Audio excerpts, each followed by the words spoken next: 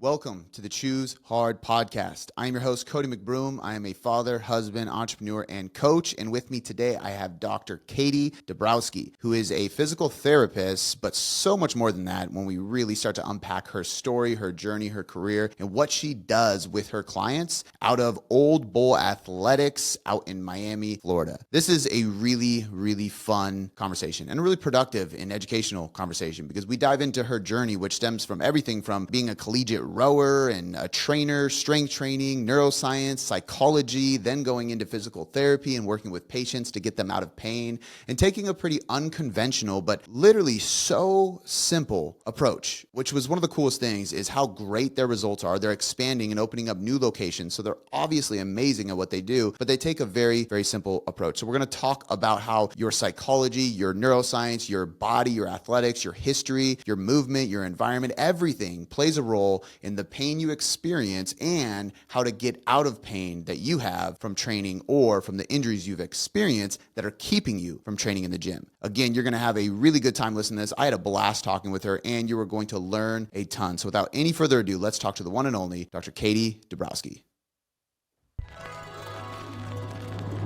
The greatest things in life all start with a challenge. You must accept that everything is hard before it gets easy.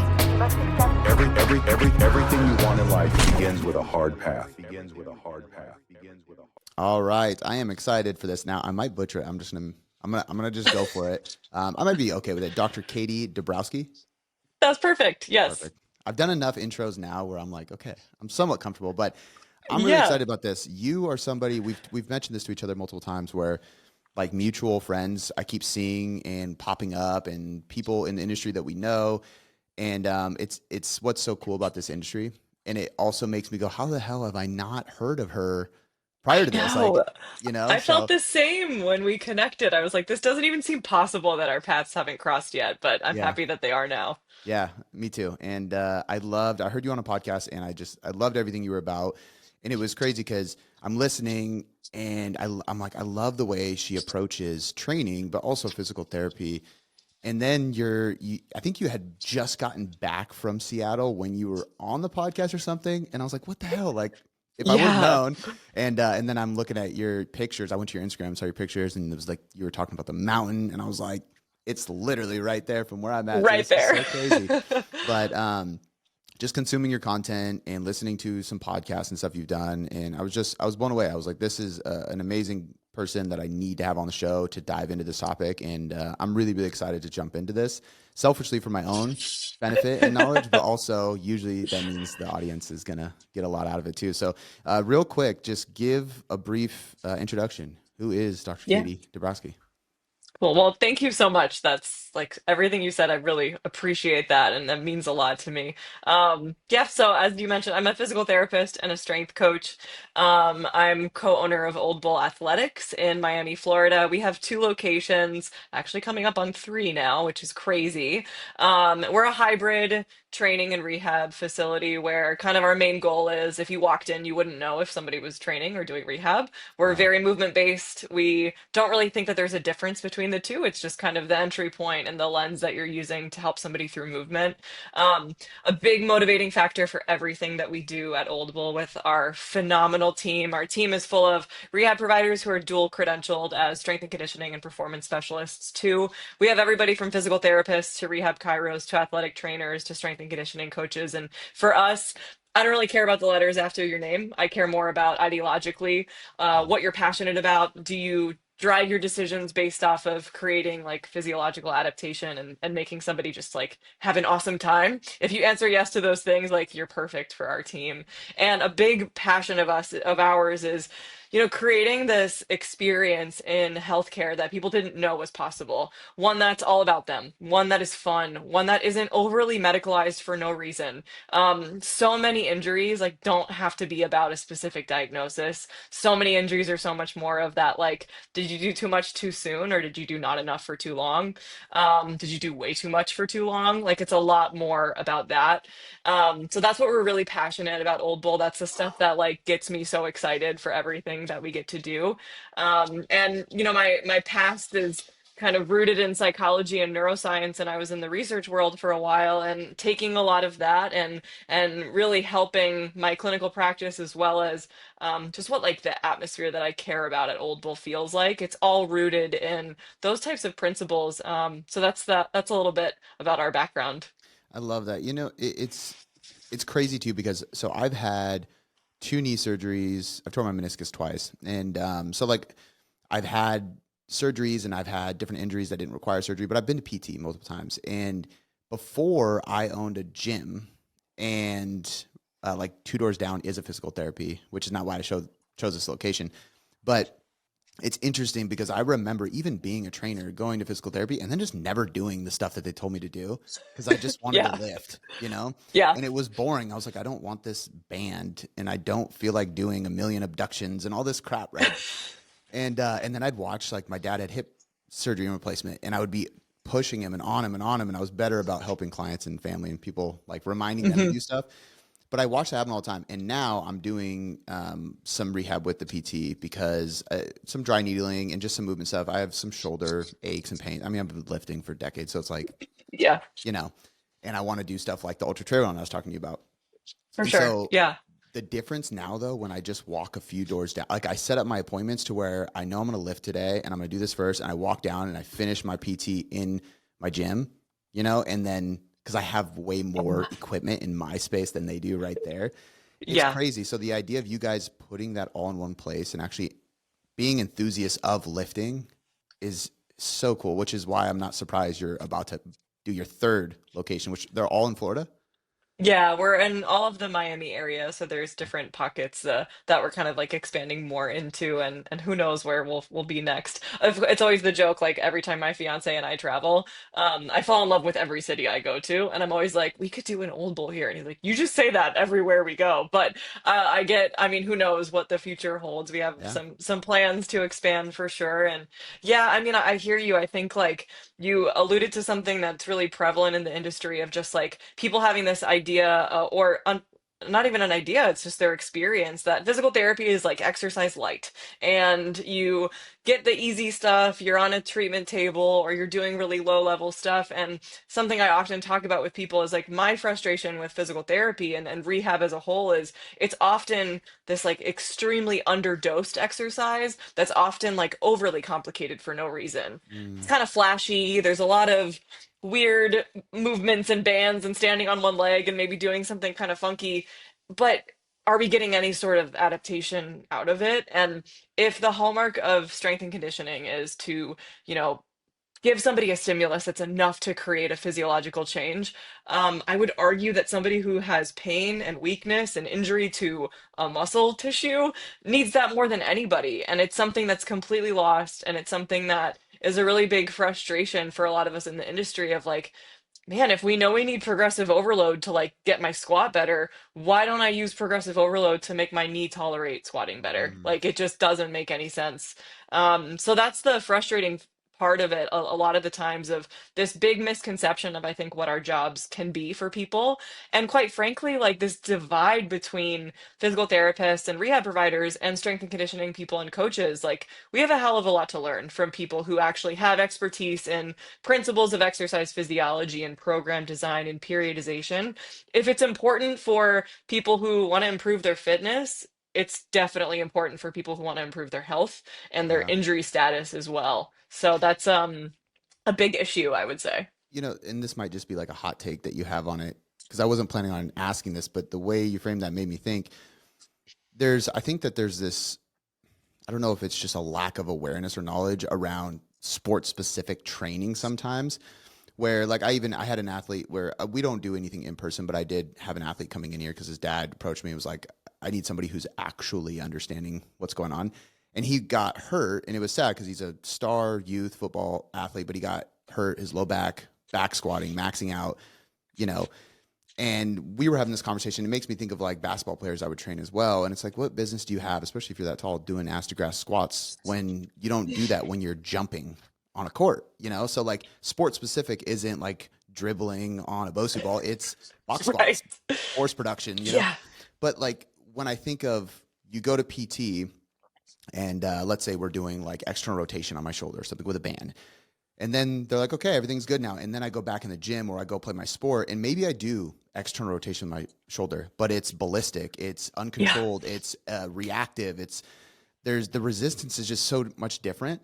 So I might not be understanding this properly, but is there a carryover where it's like, I don't know, actually, like once you prepare it that way, you're fine once you get there? Or is your guys' goal to start almost like, okay, now let's ramp up the intensity, the reactiveness, make it ballistic stuff in the gym so that it's actually productive when they get back to their sport, if that makes sense? 1,000,000%. Yeah, I think the way that we work at Old Bull is, most people who come to us are the people who say like, I've tried everything. I've tried it all. And then when we kind of dig a little bit deeper, they've actually never really tried just like really good strength training. Yeah. And they haven't really exposed their body, their tissue, or their whole body to the many, many, many types of demands that would be present in somebody's day-to-day life as well as the sport that they play. So for us, like a big thing, my main goal when I meet with somebody and when we meet with people at Old Bull is people who are experiencing pain with a certain issue and they have goals to get back to playing a sport or CrossFit or whatever it might be. I want that first session to really help us find like, okay, here's kind of all of the things that we know you can do without provoking your symptoms. And I present that to them as like a hell yeah, here's the stuff that you're a rock star at, and then you can continue to get a really good training effect for. I care about this for a lot of reasons. Psychologically, we all know nothing is worse than being told you can't do what you want to do, and nothing is worse than feeling like you can't train the way that you want to. I've had my share of injuries. I just had a pretty recent flare actually, and the immediate like mental downward spiral that I coach people through. I went through, of course, as well. And just like that what if scenario of like, I can't lift the way that I want to lift. Am I ever going to be able to again? And immediately being able to take myself out of that and remember the things that I can do that are not triggers alleviates a lot of that. So I want to give people that freedom of like, here's the stuff that you can do without issues.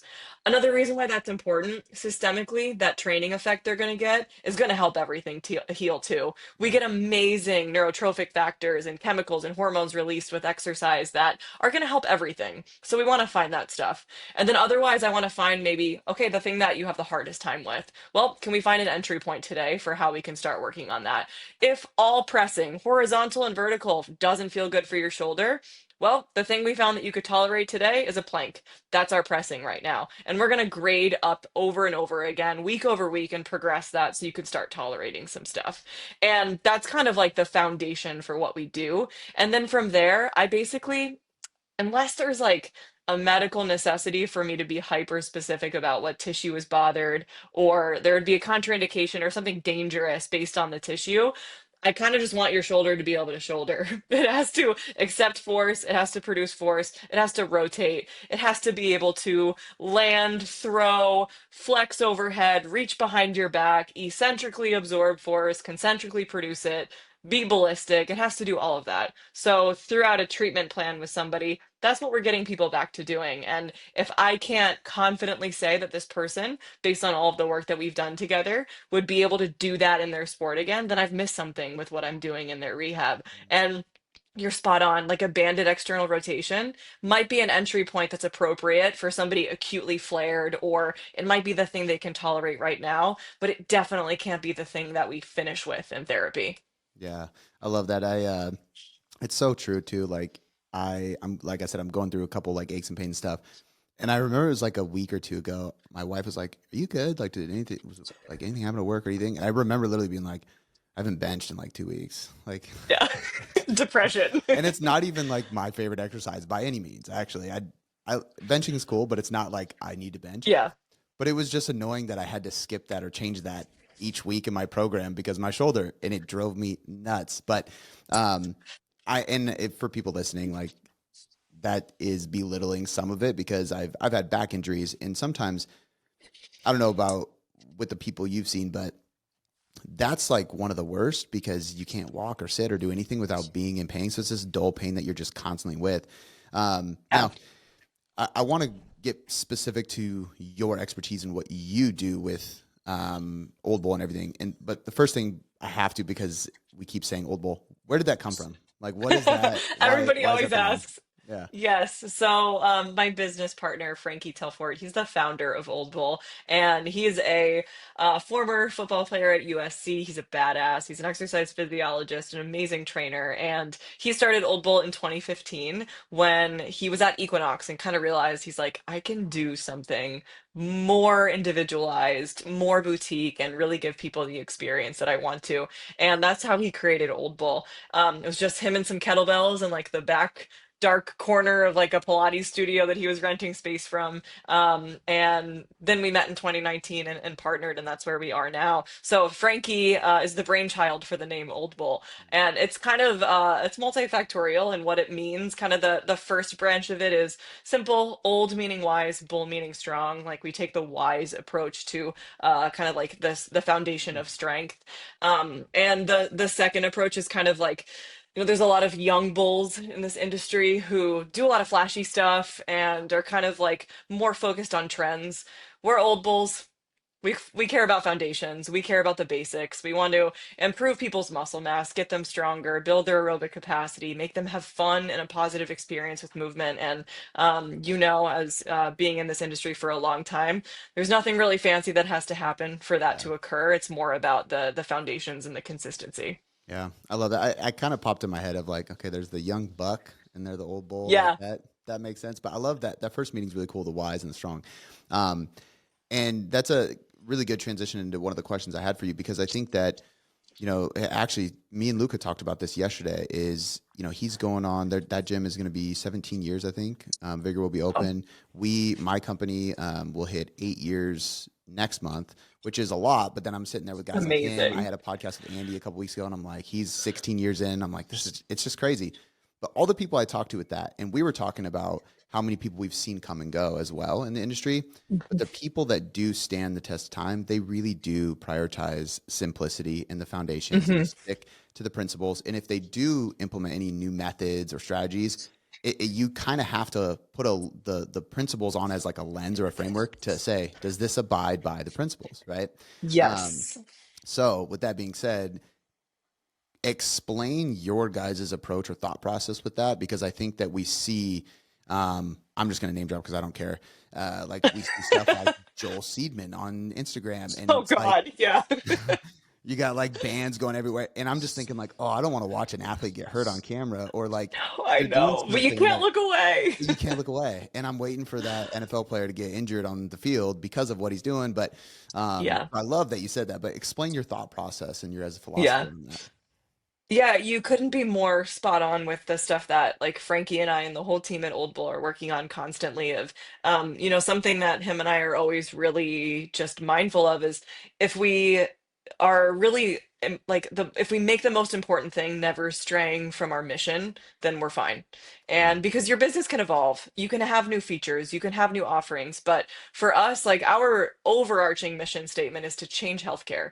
And we think of that in two ways. We think of it for providing an experience for a patient or a client that they didn't even know was possible, but then also providing a work environment for a practitioner that they didn't know was possible. As you know, and I'm sure you've experienced, this industry is just like burnout central when you are rewarded for seeing more people only, or you are trying to stack your schedule to see as many people as possible.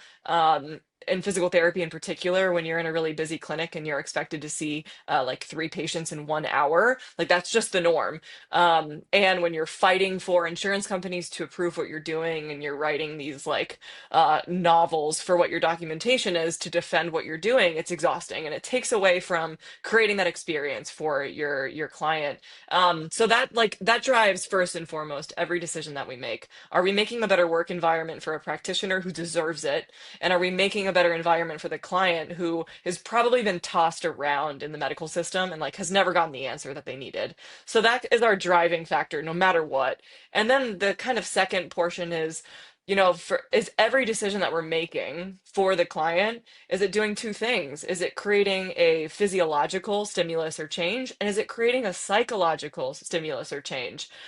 if the mode that I'm using to work with somebody or the intervention isn't achieving a physiological change because it's too low level, it's too flashy, it's not enough load, it's not enough stimulus, then it's not right for us at Old Bull. And if we're also not operating under the principles of trying to help people psychologically, within our scopes of practice, of course, get through a pain experience and create this environment where they fall in love with being at the gym and they never knew they could, then it's also not right for us. So, that drives every single decision that we make, and that really clears up, like, should we add this cool new feature that might on the surface like be an easy way to make a little bit of extra money, or is it going to detract from like the core values that we have? And that's cleared up so many decision making processes for us.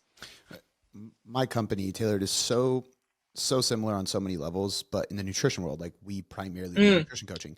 And one of the things we found is, and I think there's a lot of companies that do what we do that seem to miss this part, is how much the psychological aspect matters. You know, it's the nutrition side. Like if we just get into the science, it's really simple. Protein, calories, like performance. It gets a little bit different, especially with like ultra marathons and crazy stuff like that. But realistically, like especially with our main client, which is trying to lose weight and get healthy, it's pretty simple. But the psychological aspect is what makes the biggest difference. And you mentioned, real quickly within our scope of practice, and I'm curious because you have a background in psychology as well.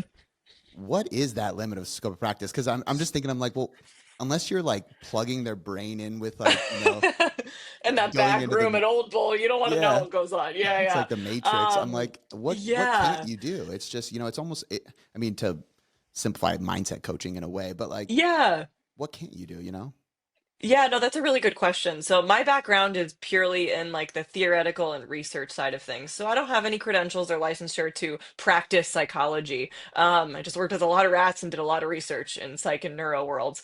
But what that affords me, and I think anybody who has that background, and a lot of us just in this industry who kind of just like through experience develop an interest in it, it gives us the lens and the perspective to help people from an additional point of view, not just physically, because so much of what we're doing, like again, we're talking about kind of like not being able to bench and that mentally affecting us, like the so much of what pain and injury is just our reaction to it, and the like the avalanche that it brings in our life and the things that we can't do, and we're uh not even scratching the surface of helping people if we're not addressing that in some way. But there are instances where we might encounter people who potentially they have what seems like more of a deeper like clinical anxiety or depression that goes beyond what is situational for their injury that we can work through with them, or maybe there are people who have trauma and fear embedded in like getting back to playing their sport. Like that's stuff that goes beyond what we could help people with, beyond very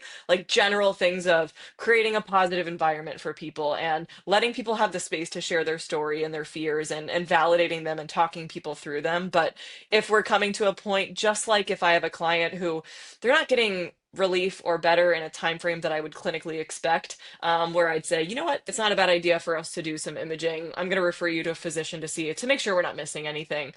We can have those similar conversations of like, I know that pain and injury is extremely distressing, and I'm here to support you through that. But we have a phenomenal network of people who can help even more and have even more expertise, and maybe some of the mental health and the psychology sides of what you're dealing with, if you'd be open to it. So it's a tough thing. It's kind of like nutrition too, where like I can give general advice and talk about, like the questions that everybody comes in, like, is creatine a steroid? Like I can tell you that it's not and tell you the benefits of it without being a dietitian or a nutritionist. But if you want specific meal planning, if you want specific macros, if you have a question about a dietary choice that's linked to a medical condition, not my wheelhouse, I will refer you. So it's nuanced, but there's scenarios for sure when it's like, okay, this is starting to go beyond the general stuff that I can help with psychologically. I'm not going to go down this rabbit hole, but it is mind blowing how many people ask that creatine question. Like I can count like probably 3 of my neighbors in the cul-de-sac.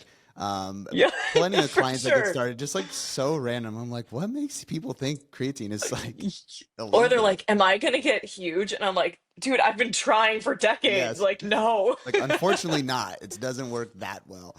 It's so good. So with the psychology aspect in mind, and I don't know if this would necessarily be placebo, but I know that we find we're almost helping people rewrite stories. It's like the whole idea of long day at work, I got to have a beer, I got to have a glass of wine. And we're like, well, Hmm. why? And then, when you start to peel it apart, you're like, no, you're telling yourself that. And the more you tell yourself that, the more you're going to feel the need to, and you're going to get that stress response. So like, let's remove it. For Or sure. who is it? Frank Bickle? Who's the guy that in the book, The Man's Search for Meaning, the Holocaust survivor? Oh, yes, yes, yes, Um, yes. there's a space between stress and response, or stimulus and response, right? And it's like just kind of spacing that gap.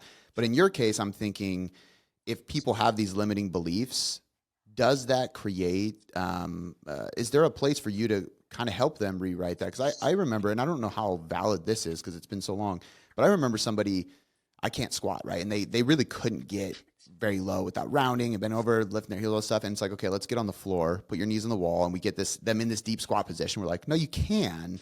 You just don't Yeah. have the stability in order to actually do it while you're standing. So like now we have to work on these things. And it kind of like opened up a channel of them to be like, oh, I just have Yeah. to start working on things. Do you find you're doing a lot of that with people? Not necessarily the squat, but just in any Hmm. kind of injury, you know? Yeah, absolutely. Viktor Frankl. That came to me. That's That's what what it it is. is. I Yeah. said Frank Victor. If Yeah, I knew what you meant. Yeah. No, you're spot on. Like, I think so much of what we do is rewriting people's narratives of unhelpful narratives of pain. I think most people we encounter, their experience with pain has been pain means something is wrong, pain means something is broken, pain means something that there's something to go in and diagnose and assess and fix. And like I alluded to earlier, like the vast majority, and I say this kind of as a broken record to a lot of my clients, in the absence of trauma or red flags that are super specific and super rare, which we screen for, most people's pain or injury comes from kind of exposing your body to too much that it wasn't ready for yet, or asking it to do more than it was currently able to tolerate.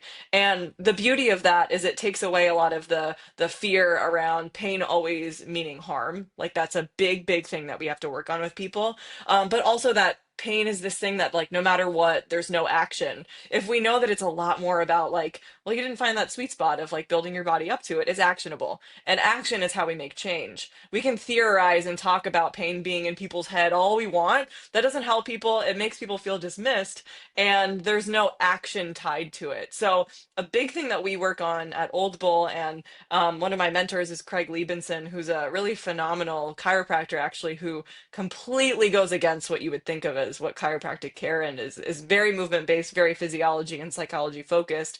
And something that we always talk about is, you know, it's really hard to change people's minds. And I think a lot of pain education or pain science or talking through the psychological components of pain, I think that's where it falls short, because we're trying to change somebody's mind who, for the past 20 years, has thought truthfully that bending over means their discs are going to explode because they've been taught their whole life that deadlifting is bad, bending over is bad. They had a disc herniation 20 years ago, and that's why they still have pain. And they are wrapped up in that. Good luck being their PT day one, thinking that you're going to change their mind. It's an effort and futility. So instead of trying to force somebody to change their mind, I want to give people such a stellar and positive experience with movement that I violate the expectations that they had. I want to create an experience. I want to do some sort of action where they don't even, I don't even have to try to change their mind, because I just had them do a movement that was not associated with the pain that they were convinced it was going to be. That creates context. The brain likes context for something to change, for some sort of learning to occur.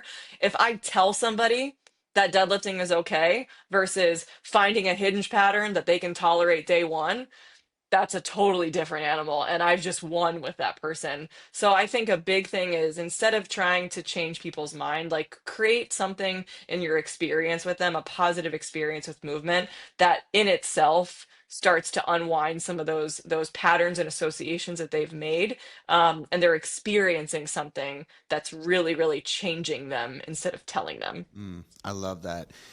This might be uh, going down a route that you haven't dug into. I don't know, just because of the background you have too. Mhm. Is there anything, whether it's just psychologically speaking, or it's your nervous system, that can actually cause almost like a physical block? Like I'm thinking of, we hear things of like somebody has like a black back flare, but there was no traumatic thing. Maybe they're really stressed, cortisol's high, their nervous system's like really stiff, and they do something they Hmm. normally always do, and it's not even crazy, and boom, it hits them. Or, I even think of my left knee that I've had surgery on. I have no pain. I can't Hmm. bend that knee to get even close to my butt. My right heel can go to my butt easily, and it drives me nuts, even though I don't need Yeah. it necessarily because I can deep squat. But like I Yeah. can't touch my heel to my butt on that side, and there's no pain. It just stops, and I'm like, is that actually an issue or is that a psychological thing? Because there's so much placebo research that blows my mind once they Yeah. trick somebody into doing the thing, Um, but I don't know if it's like, is there actual limitations? How much does this neural and physical actually like cause these things to stop or prevent Yeah. Oh, movement? such a good question. The answer is yes to all of it. Like, it's kind of like when people ask that, like, nature versus nurture debate, Mm. and you're just like, yes. Like, it's all of it. You Yeah. can't you can't separate the two. Same with our pain experience. Like, absolutely. There are then so if we just think of if we kind of zoom out and think really simply of what pain is, it's a sympathetic nervous system response. And that just means your heightened awareness of everything. You have increased muscle tension. Your blood pressure and your heart rate is typically going to be higher. Your vigilance or your awareness of everything and your sensitivity is much, much higher. That's a sympathetic nervous system response. Some overlapping things of what else is sympathetic: being stressed out at work. A physical or mental stress at all is a sympathetic nervous system response. Being really tired and on edge is a sympathetic nervous system response. Being overworked, breaking up with your girlfriend or boyfriend, and being stressed out from that, all of that are sympathetic nervous system responses. So if we think of just really simply that being what's going on, anything else we add that's sympathetic is just intensifying that response and that experience. So at the end of the day, like, it's all neuro. That's what I always tell people. That's why I'm so passionate about this. Everything is our nervous system. Our muscle contraction is a nervous system event. Every single thing we do is. So if you start to think of it from that perspective, it opens the opportunity for us to realize just how many things do impact our pain experience. And this is always where we tread carefully, though, right? Like what I mentioned, telling people that pain is in their head is very different than telling people that pain is super complex and anything you're dealing with in your life can absolutely uptick or downshift your pain response. That is a really nice way of not making people feel crazy, because having physical symptoms and then trying to tell people that it's in their head is a recipe for disaster. Like, if somebody tried to tell that to you, you'd be like, oh my God, what? Like, no, my knee hurts, I can't get there. So there's absolutely overlap between true biomechanical or physical or anatomical limitations that prevent people from achieving a certain movement, as well as this like super complex, just like kind of insanity that's going on at all times in our brains and nervous systems. Um, I think too, like, I mean, this actually literally just happened to me. I had a pretty gnarly disc herniations back in college. I was a rower, and not even just the act of rowing itself, which does put a lot of like biomechanical load and flexion and extension repetitively so in the back. It's also like super demanding, the worst hours ever because you have to start crazy early. And I was a college student studying neuroscience. Like, I didn't have a lot of time. I barely slept. I wasn't eating enough. The one night a week we could go out, we were partying all night. Like, this, the poster child for who would have kind of like chronic effects of a disc herniation. I haven't thought of my disc herniation or had issues from it since probably 2012, and I had a flare last week. I didn't do anything out of the norm. I was actually doing a really low level lower body training session because it kind of irritated my hamstring and I was like easing back into things. So I had the stress of that hamstring irritation. We're in the works of our third location and I'm interviewing and hiring and I have a busy caseload and I wear a lot of hats. It was a particularly stressful time and I had a flare and there was no mechanical event. Nothing happened. There was nothing at all that should have triggered anything. And if anything, the loading that I was doing was such a low percentage of what I typically do that it wouldn't possibly be able to explain the flare. That is in real time a very good example Yeah. of I didn't do a movement that caused something to happen, or I didn't have a traumatic event. It was this like perfect storm scenario of high stress and high sympathetic activity that flared me up. So it happens. It's so common, and it's really hard for people to understand because again, we think pain equals damage, pain equals harm, pain equals a thing that I did wrong that I now need to learn how to do right. I can relate to that because it's so my first knee injury, I did tear it in soccer, but everything after that was never anything cool ever. I grew up skateboarding, snowboarding, playing soccer. I played men's league. I did Muay Thai, like nothing ever. I broke my foot. I dropped a trap bar on it. Oh my gosh. Yeah, carrying it for a client. My Of course, meniscus of course. tear the second time. I was rolling out of bed to get my daughter who was crying. She was a baby. And it was so funny because my wife's like, "It's your turn. You're lying." Like I'm like, "No, it Oh my really hurts." God. She's like, "Oh my gosh." Then the next morning, it's like a melon, just huge. It's like, "Oh, we got to go to the hospital." I'm sorry, but Yeah. every time it's something like that. Even just recently, I had a back issue, and it was a kink to my neck drying, getting out of the shower, and then Yeah. that translated into me. I was showing one of my lifting buddies a movement with lightweight, but it just set me off, right? So, but granted, I wasn't sleeping enough. It was a big Yeah. grind, like, and I think that that's you said it's all in it's harder to say it's all in your head, but my like one, I would love to know how you go about getting people out of their head or helping that. I mean, Mhm. whether it is breathing drills or stress response, or it's just like literally just educating them on the fact of this so that they start to like lower that Yeah. focus on it. Because I do see that I think it works both ways, and there's some research to support this. Some people, it is all in their head, so much of the fact where the thing isn't even that big of a stress, but they're Mhm. creating a lot of a stress response because they're just one of those anxious people. And then Yeah. in my case, it's always been I can handle all that. Like it doesn't matter. I'm fine. And I actually am in a good mood and Yep. everything's chill. And then it's just like your body going, nope, dude, like Yep. enough is enough. So I think it goes both ways, but how are you going about actually like are you working on that with some people before you even do the bulk of your guys' movement stuff? This is such a good question. And I think everything that you just described actually like sets it up perfectly because you in describing your experiences, you did have a trauma and a true like mechanism of injury Yeah. initially. And then all this other stuff, well, and then you dropped a trap bar on your foot. So all this other stuff was a little bit more of just like really rolling out of bed, like, are you serious? Yeah. And what I think that illustrates very, very nicely is a few things. One of them is it's really easy for people to conflate getting older with why these things happen. And it's so easy for us to be like, I rolled out of bed and then I threw out my back. And instead of kind of putting the pieces together of all of the additional life stressors that you had going on, that kind of set the scene for you to be a little bit more like sensitive or susceptible to a flare or susceptible to an injury in the first place. And that's a big part of it. And people's life stress increases exponentially throughout the lifespan, while typically for most people, their fitness and their activity levels decrease. Right. And it's a slow creep of that. And I'm sure, especially from a nutrition standpoint, you must talk about this ad nauseum like all of the time. It's that like slow lifestyle creep that tends to be a bigger issue for people than just like the blanket statement of I'm getting older. And that's a really hard thing to navigate with people too, because for a long time too, societally, we just have this like, well, getting older is this inevitable downward spiral and everything's going to break and fall apart and you're like disintegrating as we speak. And it's more that, well, you stopped like doing as much and stressing your body as much physically, and now your life stress is through the roof. And that gap, it just keeps getting bigger and bigger with each year. So that's a big part of it too. And then what you also just alluded to, you're super fit, you're active, you're strong, you're an athlete, and you still get injured. So I think the biggest thing that we work on with people is normalizing and humanizing the pain and the injury experience. When it's appropriate, not to steal the thunder, but I always share my injury history Yeah. with people because I think people come to us and just assume that because we're in this industry, we do everything in quotations right. And that means we never get hurt. And that couldn't be farther from the truth.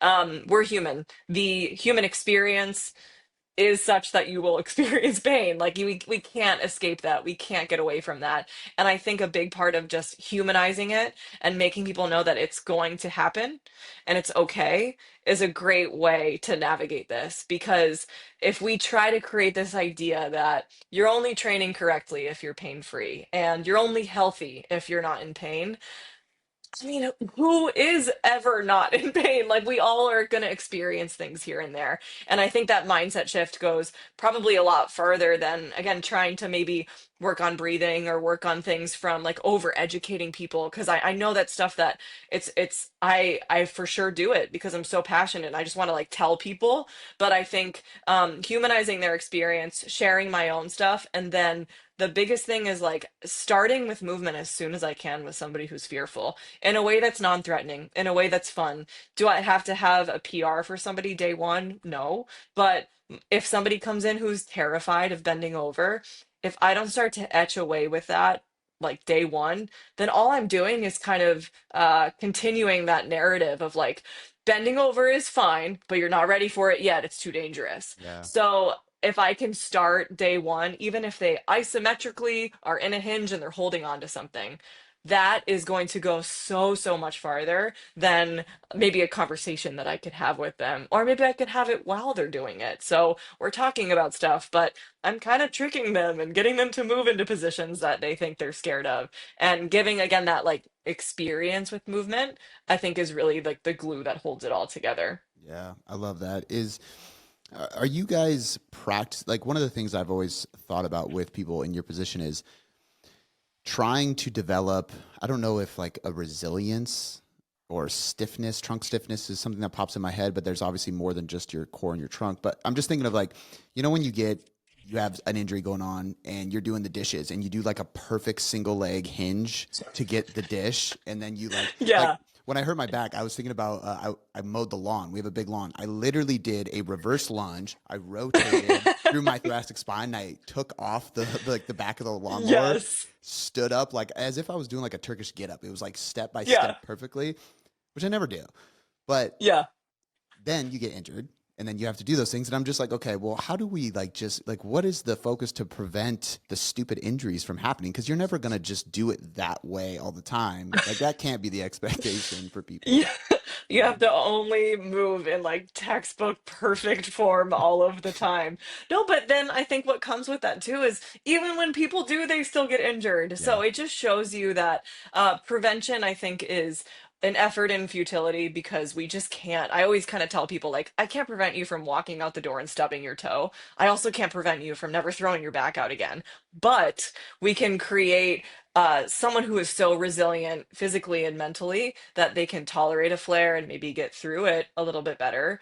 Or, I think of it as you're mentioning with kind of like when we do get an injury or a flare, we tend to revert to moving really rigidly and moving in a way that's like very predictable and almost like trying to get that like textbook form of stuff, which is fine. I think when we have the conversation of form, I like to think of it in a few ways. Like, if somebody's acutely flared, there's probably a position that's going to feel more comfortable for them, and that's totally fine. But when I'm training with people, over the years, I've become less and less really focused on people's position and form, and more on giving people options and giving people exposures to all sorts of different positions. Not so much in a way where, like, day one, all right, Karen, you've never lifted before, but we're doing a deficit Jefferson curl. Like, not going that far necessarily, but if people are performing an exercise and they're getting into a position where they feel the target tissue that I care about that day, or they feel safe, or they don't have any symptoms, or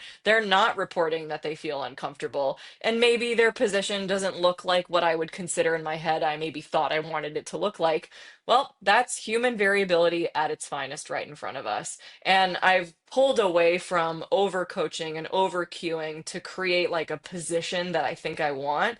And a lot of times, much to the annoyance of my clients, when they do that one rep and they look at you and they're like, was that right? And I'm like, I don't know. Like, play around, do a few more. You just did one. Like, I have no idea.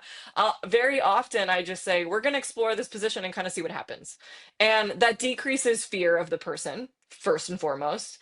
And also, like, again, we're not doing things that are egregious. I'm not just willy-nilly making people do things that are going to put them in positions that don't feel good, but giving a little bit more wiggle room of like letting people explore positions, and having like movement options. Like, there's a million ways to bend down and pick something up. Are we always going to be able to do it in a way that looks like a perfect hinge? Probably not. So I should be okay with some variability in training too. I love that. I think that like just it takes away some of the rigidness or the pressure of perfect form, because part of the reason I even thought of that question is like I rarely get hurt in the gym because when I go to grab a barbell, I'm like, okay, grab the bar, bend here, pull these down, focus on my core, pull my rib cage, hit the like I'm focused. Yeah. When I pick up my daughter to throw on her shoulders, I just run up and I just throw her up on my shoulders. I probably bend Yeah. down differently. I don't like it's totally different. I'm not creating tension before, Right. you know, and saying it that way makes it so much. I always hear this with squats too. It's like, well, what should my squat width be? I'm like, do you know how many hip structures there are? Yeah. Don't look at the floor and just walk right up to the bar. What feels comfortable? Yeah. Look down. That's where your feet are. Cool. Let's start there. Yeah. And just go Yeah. with it. Um, is there? I don't know if you even can answer this. It's probably all of the above. But this is a question I feel like the listeners would love to hear, especially those who are Mhm. trying to train to avoid pain, let's say, or train without having more pain. Is there, when we think of resilience to avoid getting injured again and again, do you think there is a hierarchy as far as like, okay, we need to focus on like tendon and ligament, like resiliency, or is it going to be muscle mass? Is it neurological strength, or is it mobility and range of motion? Like, do you think you tend to see a pattern of like, this tends to be the most helpful thing that people either neglect or need to work on most to have that That's a good effect? question. Of course, the famous answer that everybody always It gives, like, it depends. depends, of course. Yeah, but I will say, I think a very big overarching theme. Like I kind of like to think of the lowest hanging fruit for people. And when I think of like a resilient person, I think of somebody who has muscle mass to be able to absorb the force of their day-to-day life and what they want to do. I think of somebody who has an aerobic system that is really robust and works really well. So smaller and lighter level activities aren't immediately making them anaerobic and making them work at really high efforts. Those are two things that stick out to me big time, just to like really make things simple. I think most people could afford more muscle mass, and I think most people could afford a better aerobic system. I like thinking of it that way too, because it can be stressful when you work with somebody and you maybe don't really know where to start yet if they have a history of pain. You can feel really, really confident though if you generally improve their muscle mass and if you generally improve their aerobic capacity, you've just now improved their metabolic health and their quality of their tissues. Like there's amazing evidence of the quality of people's tissues, their bones, their tendons, their muscles. People who are fitter, who have more muscle mass, and who are more aerobically healthy and metabolically fit have higher tissue quality. They have less fatty infiltration. They have less weird connective tissue where contractile tissue should be. And if we think of that just really logically, if your quads have more muscle mass and less fatty infiltration and less connective tissue deposition in them, they can just work better. They can absorb force better. They can cushion your joint better. And if we apply that really simple principle to everything that we do, that clears up a lot of it. I'd be hard pressed to find somebody who their flexibility and mobility only is the thing that they need to work on, unless they are a gymnast and they need to get in some crazy position, but then even still, they need to have the strength to hold it. So my bias, because of science too, is typically always going to be toward making somebody metabolically healthier, and that means muscle mass and aerobic capacity. If you check those boxes for people, even non-specifically, even if you're just generally improving those qualities, that can go an extremely far way for improving their overall like musculoskeletal health, because we have the evidence of their tissues literally looking better and having more of what the tissue should have.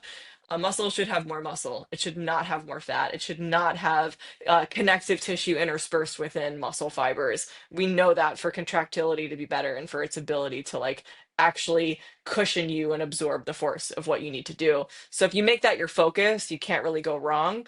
That's my bias always. Like I really just think like strengthening people and getting them like cardiovascularly fitter is you can't go wrong. Yeah. Well, I mean, that's perfect with what we love to talk about and promote. So that's Yeah. good. I think it's really evident too. I mean, in right now, the hybrid movement is huge, and I think it's great, and I enjoy doing both. But I also think that it's a great way to train to have like your bases covered. But I often tell people too, if you want to be like jacked like some of these people you see on Instagram that are hybrid athletes, spend some time powerlifting and bodybuilding first, like they did, which you don't see. You Yeah. just see what they do now. You just Yes. understand the whole context. But it is a good point. Even like I think of just throughout COVID and watching my clients and family and friends, and it's like COVID didn't affect me whatsoever because I am very fit. Yeah. And so when I got sick, I was like, oh, it's like a sore throat. It's A not a big cold. deal, you know? Yeah. And with injuries, it's the same thing. People who recover from injuries quick. I mean, like Nick Bear, I don't follow him too closely, but he got hit by a car and like next 2 weeks later he's running 10 miles. I'm like, Yeah. what? But he's huge. He's a tank, you know? It's like Yeah. there's something Yeah. to it. Pregnancy. I've worked with tons of pregnant women, and it's like those who train before, during, and after, it's like they're done. Like they have the baby, they recover, they're back at it, and their body comes back to where it was so much easier. And I wish that was a sexier thing for the world to I talk about. know. I know. It's hard. But I agree with you. I think of it too, physically, absolutely. I always tell people, and again, I'm from a nutrition standpoint, I'm sure you speak of this as well. The amount of metabolic flexibility you have as a human being for having more muscle mass is so important to talk about. And basically, what that means is the more muscle mass you had and the more decades you've stacked it up, the less your body is going to negatively respond to the ups and downs of life, Yep. meaning suddenly eating a lot more and having a higher caloric content, or suddenly eating a lot less and thinking of like, oh God, I'm going to lose everything I just worked for. Metabolic flexibility is the ability to have fewer swings in your body composition and your strength and your muscle mass because you've stacked it up and your body is so used to having it that suddenly eating a little bit more or suddenly eating a little bit less isn't going to change too much. Like that is so valuable. That is why people who are entering into their 30s and 40s and 50s who have stacked decades of strength training have hit the jackpot. Like it's people who have stacked up so many years of having a favorable body composition and strong muscles to metabolically have a better functioning body. Like that is so valuable. And I want to shout that from the rooftops. Like I mean, I was so lucky that I fell in love with strength training at a young age. I've been lifting for now almost 20 years, and I'm reaping the benefits of that now in my 30s of not having to do as much because I'm maintaining instead of growing from scratch. And that's really important. And the more we can get that message out and get people excited about starting now, like it matters to start now if you haven't before, and for people who have done this for a lot of years to like reap those benefits of what you've done. Like that's so important and empowering. And then from the psychological side, because I always got to bring that in, if you're used to doing hard stuff, training is hard. Making yourself get up and go and do something and lift heavy things that like hurt and isn't necessarily fun, or say no to other things because you have to get your workout in. That is huge for how you attack anything in your life. Getting injured, not only physically being able to bounce back faster because you're a resilient human, like physically, but psychologically being able to because you're used to doing hard stuff. I don't know if we talk about that nearly as much of just like day in, day out, the discipline and the ability to like be dedicated to a hard thing like training every day. That gets us out of a lot of really tough scenarios in our lives too. And I think that's a very important but like underaddressed part of strength training. Yeah. Honestly, that's like one of the big drives with the title of this podcast too. And I mean, there's so much research, and a lot of it is correlative because it's looking at people who work out and the rates of success in life and business. Right. But it's tremendous. Like people who work out often and do hard things often have more confidence. They have more self-belief. They have more self-respect. They have higher paying jobs. They have longer lasting relationships. Like it's across the board. It's a really good thing. And it's cool you said that too. Like a really bro-ish way that I've said this to some clients to try to get them to understand is I'm like, we have to solidify the gains. You know, like after we get the gains, we have to solidify them and keep them for a while.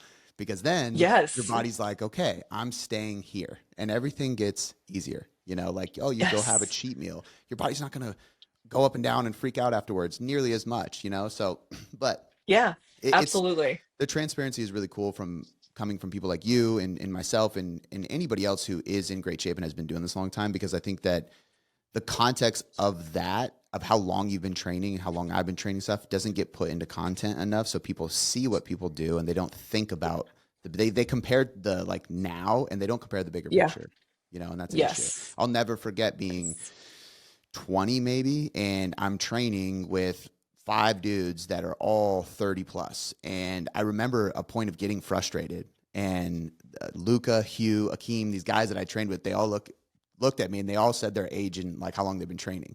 13 years, 15 years, 10 years. And then I was like, two. And Yeah. I was like, yeah, just shut up and Yeah. start lifting weight. And I'm like, okay, I get it. Yeah. And I think like, where social media is a blessing and a curse for the fitness industry because it's making people who would otherwise never have access to learning about strength and conditioning learn about it, which is really cool. But you're also seeing people who maybe you're idolizing or want to be like without that context of, yeah, I've been training for 20 years. Like hard, Mm-hmm. really, really hard, and not having any time off from it in that period of time, other than, the inevitable aches and pains and injuries and travel and what have you. But I think that's important. And just like, I try to be really honest with people when they ask about maybe wanting to do something that they've seen me do, or, have body composition goals that maybe match something that I'm working on. And it's like, yeah, I mean, I love that. Like, that's amazing. I have to be honest, I'm not doing anything special. I've just been doing hard stuff for 20 years. Yeah. And that's how I'm here. There's no magic thing that I'm eating. There's no magic lift that I'm doing. I've just been doing really hard stuff for a really long time. And it like thinking of it that way, I think evens the playing field. It's just time. Like time is the biggest predictor of how people's like fitness success is going to be. It's not anything beyond that.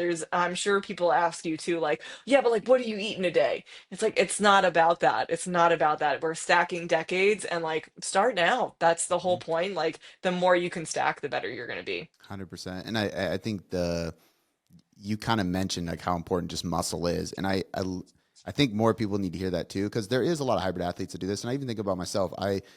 Somebody challenged me to do a half marathon, and I hadn't run since soccer in high school. Like I just don't run, but I was like, okay, because they were like, choose hard, man. I was like, okay, I'll do it. So I had like Like, 10, wow, this really turned around and bit yeah, me. This is not. literally.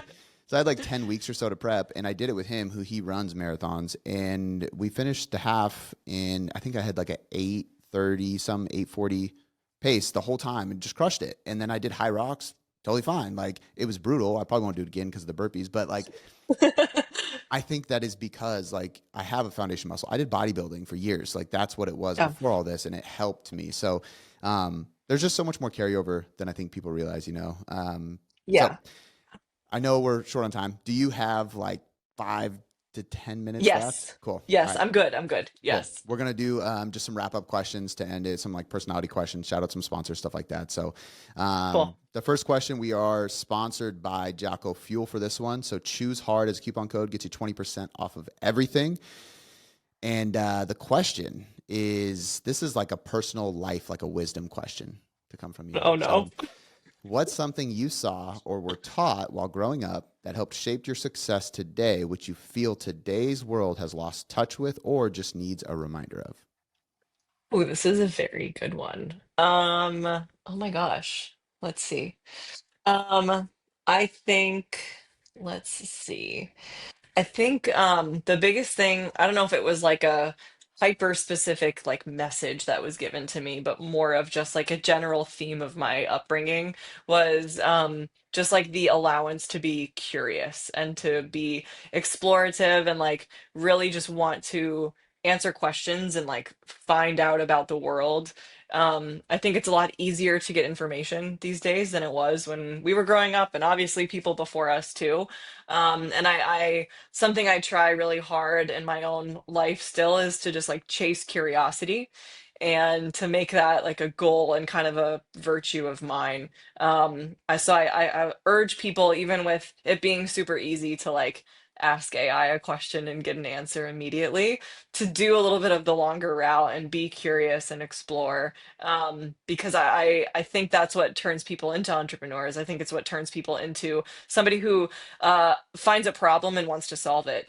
And that's really what I think like most of us probably feel really passionate about and find a lot of value in being a human is like you've identified a problem because you were curious and now you're working like hell to figure out how to solve it. And I think that's what you're doing for sure. I think that's what we're doing at Old Bull. And there's no better feeling in the world than actually having a job that aligns with what you're curious about and what you care about. Yeah. Oh, I love that.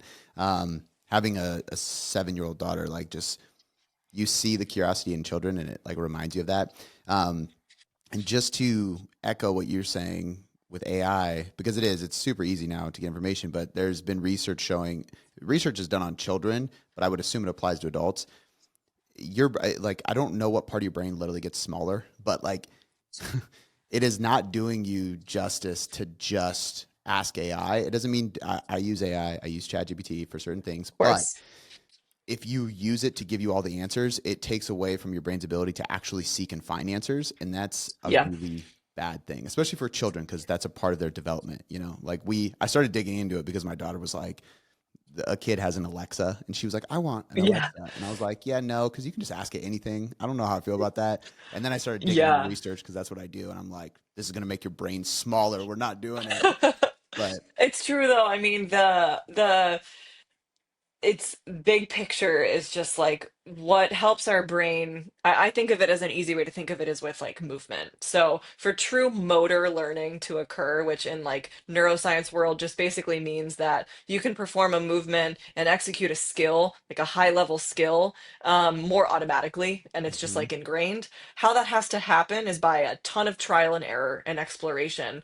And that's a bit another as an aside, a big reason why I'm not super into overcoaching. If I tell somebody how to do something, their brain is not creating context. They're not yeah, having the errors or the yeses or the nos or the ooh, this felt just right, this didn't feel good enough. They're not getting those reps in to be able to create context for their brain to solidify and actually learn the motor pattern that you're working on. If somebody needs a checklist every single time they do a deadlift, they haven't motor learned at all. They're mhm, just repeating something and like over and over again doing something that they're doing by repetition instead of by learning. The same thing with researching and having critical thinking skills. Like tools are important as tools, but like our brains are supposed to do the heavy lifting. yeah. And it's with everything. We do the same thing with dieting. We're like, we'll help you with the meal plan, but not unless we have a conversation of how we came up with the meal plan and how you can come up with the meal plan.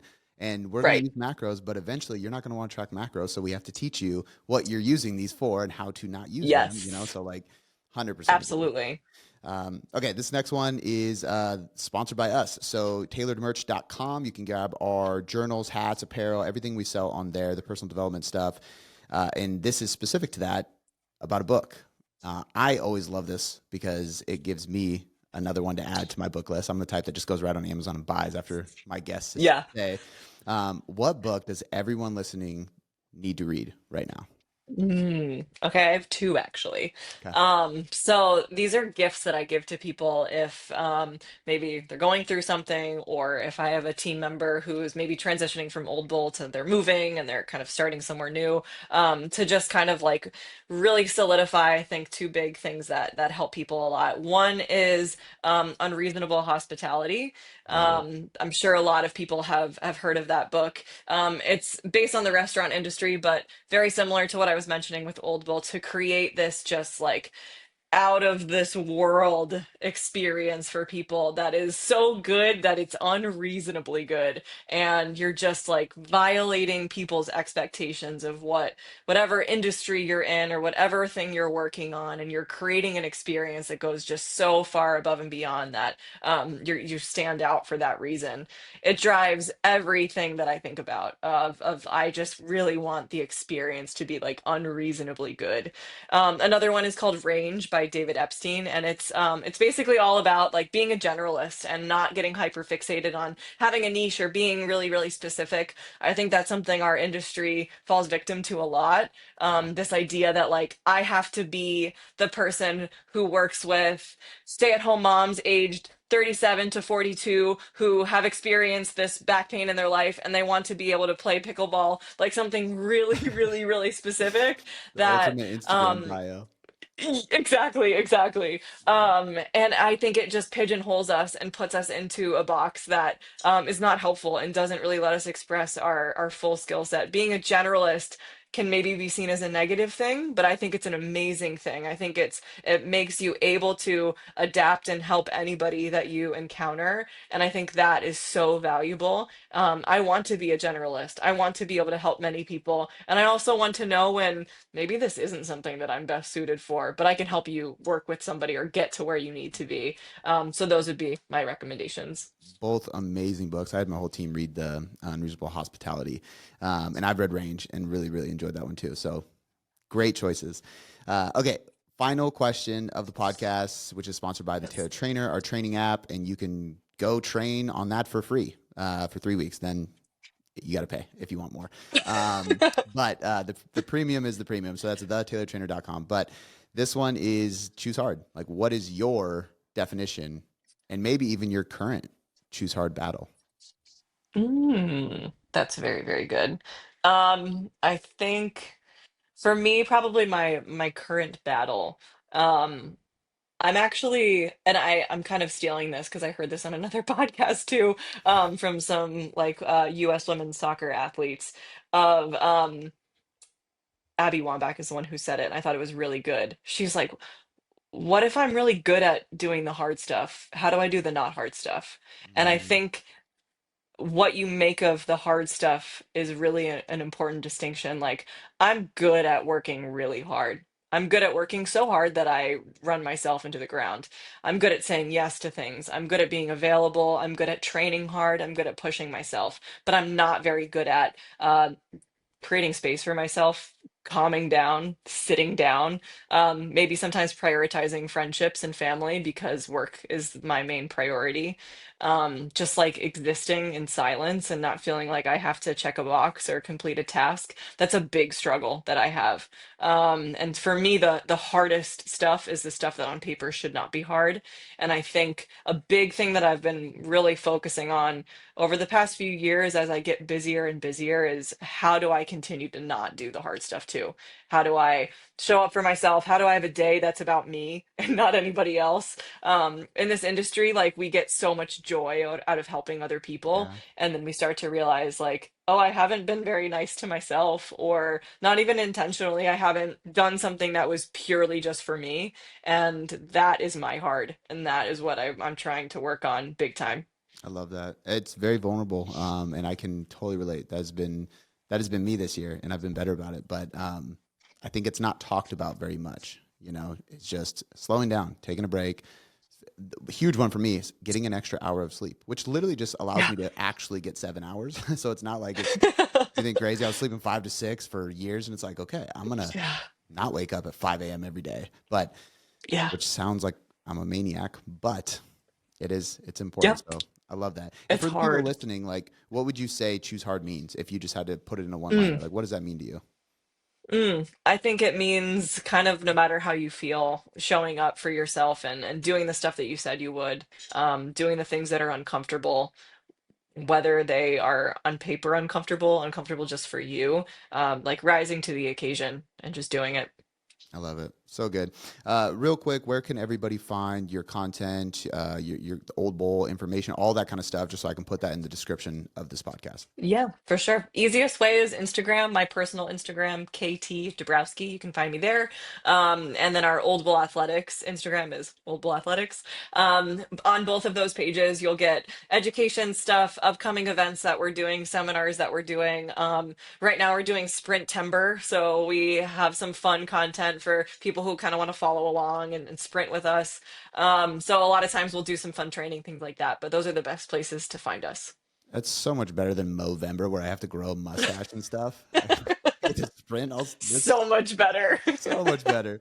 Oh, We that's do that too, to be fair, and it's hilarious yeah. seeing everybody on the team with their mustaches. But yes, so Sprint Timber is a bit more fun, and everybody can participate, so that's Yeah, nice. exactly.